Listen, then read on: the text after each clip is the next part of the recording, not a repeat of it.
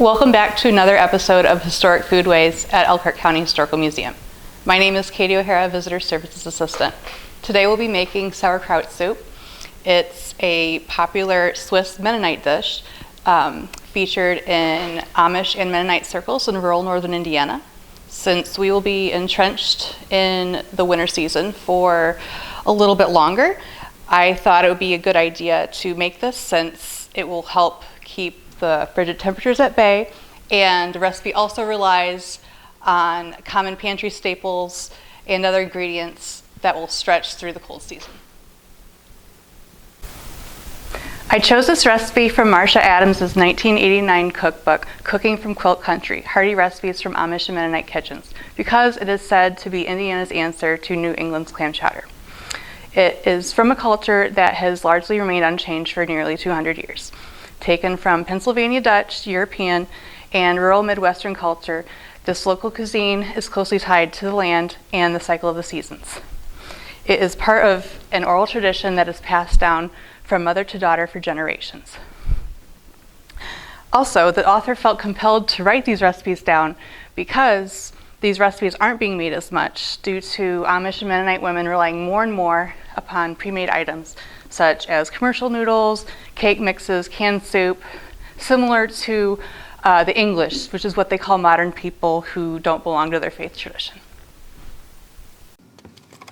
The Amish and Mennonites in northern Indiana have roots that date back to the early 19th century, when German-speaking Anabaptists migrated to the area to seek religious freedom and a community-oriented lifestyle.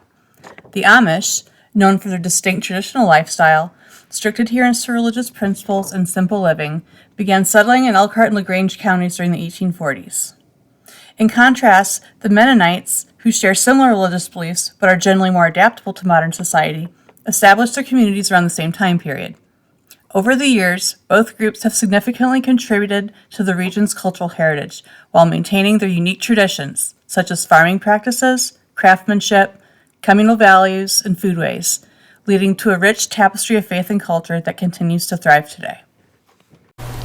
Since we know a little more about the Amish and Mennonite communities living in our area, we're ready to start cooking our sauerkraut soup. For our ingredients, we will need smoked sausage, Kielbasa, in a large link with the casing left on, chopped onion, all-purpose flour, dried thyme, black pepper, milk, half and half, canned sauerkraut with juice, lemon juice, and finely chopped fresh parsley. I started with dicing up a medium-sized onion. This recipe asks us to chop the sausage coarsely by hand or with a food processor.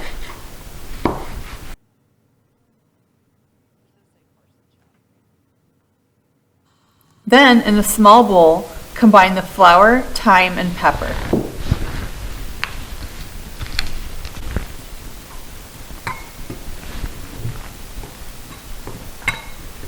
There we go.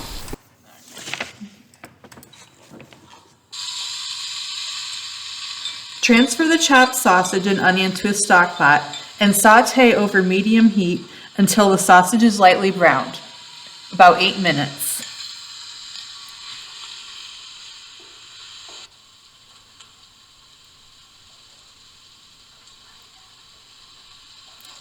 Next, add the seasoning to the sausage and brown all together until the mixture bubbles up, about 5 minutes.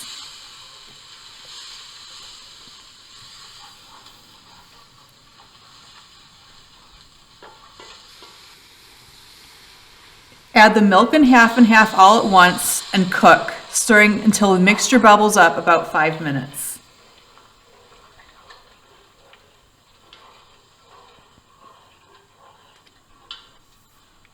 Add the sauerkraut and its juice and bring to a boil. The mixture will continue to thicken.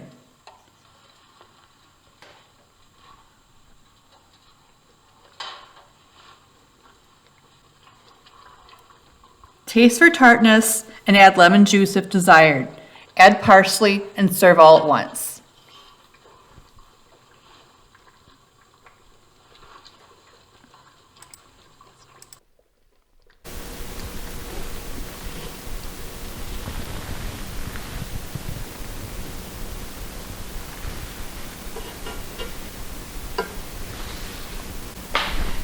And now for the big reveal. Let's see how this turned out.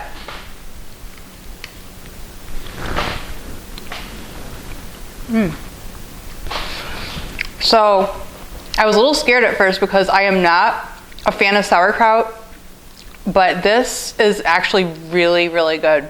It's very savory. The smoked sausage tastes really nice. It makes me think of those winter Saturday mornings where your parents are watching football and it's just like a nice cozy meal to tuck into.